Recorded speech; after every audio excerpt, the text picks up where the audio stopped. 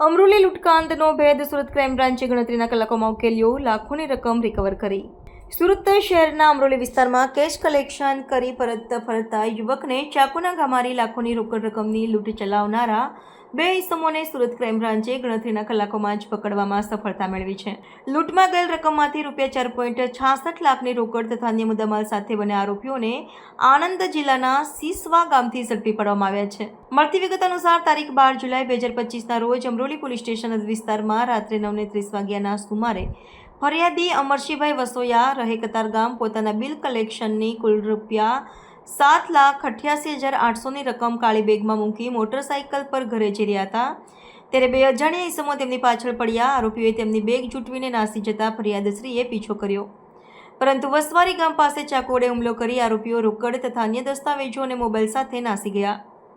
આ ગંભીર બનાવ બાદ પોલીસ કમિશનર શ્રી તથા સંયુક્ત પોલીસ કમિશનર શ્રી ક્રાઇમ વિભાગે તપાસની જવાબદારી ક્રાઇમ બ્રાન્ચને સોંપી હતી। ક્રાઇમ બ્રાન્ચે તાત્કાલિક ગુના સ્થળની મુલાકાત લઈ હ્યુમન ઇન્ટેલિજન્સ તથા ટેકનિકલ માહિતીના આધારે ગુનામાં સંડોવાયેલા બે આરોપીઓ જશપાલસિંહ ગજેન્દ્રસિંહ ઝાલા ઉંમર વર્ષ 25 તથા વિજયભાઈ બુધાભાઈ પરમાર ઉંમર વર્ષ 22ના હથધર્મી કૃત્યનો ભેદ ઉકેલ્યો હતો।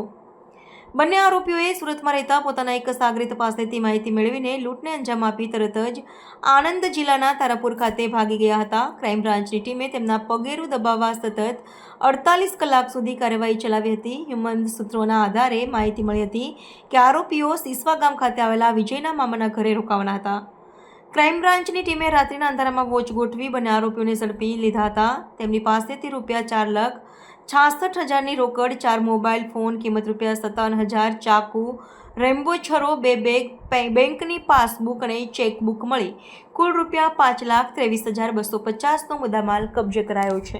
ગઈ તારીખ 12/7/2025ના રોજ રાત્રિના સમયે અંજલી ઇન્ડસ્ટ્રીયલ એરિયામાંથી એક શ્રીમાન વસોયા છે જે કતારગામ રહે છે અને પૈસાના કલેક્શનનું કામ કરે છે। એ 7,88,000 જેટલી રકમ કલેક્ટ કરી અને અંજલી ઇન્ડસ્ટ્રીયલ એરિયામાંથી પસાર થતા હતા ત્યારે એમના પાછળ બેગનો એક થેલો લટકાવેલો હતો અને આમાં પૈસા લઈને જતા હતા। પાછળથી બે અજાણ્યા ઇસમો આવી આ થેલો એના ખંભા ઉપરથી ચીલ ઝડપ કરી અને ભાગી ગયેલા।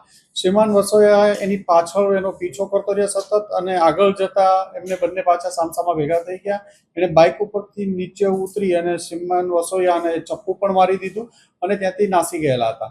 આ બાબતે ચપ્પુ મારી અને ગંભીર બનાવ બનેલો। ક્રાઇમ બ્રાન્ચની અલગ અલગ ટીમો લાગેલી હતી જેમાં પીઆઈ કિરણ મોદી સાહેબ અને પીઆઈ આરઆઈ જાડેજા સાહેબની ટીમને બાતમી મળી હતી અને આ બાતમી આધારે પીએસઆઈ વિશાલ અને પીએસઆઈ ભાટિયા બંને આણંદ તારાપુર ખાતે જઈ અને સેફ ડે પોલીસને બાતમી મળી હતી કે આ માણસો સંડોવાયેલા છે।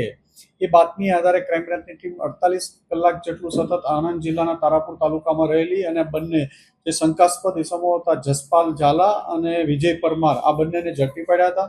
એમની પાસેથી લૂંટમાં ગયેલો મુદ્દામાલ 4,00,000 સાડા 4 લાખ જેટલો મુદ્દામાલ પણ મળી આવ્યો છે અને આ જે થેલામાં બીજા ક્રેડિટ કાર્ડ ડેબિટ કાર્ડ ને એ બધું હતું એ રેમ્બોના છરી એ પણ મળી આવ્યો છે। આ બંનેની ધરપકડ કરવામાં આવે છે। આગળની વધુ તપાસ માટે અમરોલી પોલીસ સ્ટેશનને આ લોકોને સોંપવામાં આવે છે। આરોપીએ કઈ રીતે રેકી કરી હતી, કઈ રીતે જાણ હતી કે આ વ્યક્તિ પૈસા લે?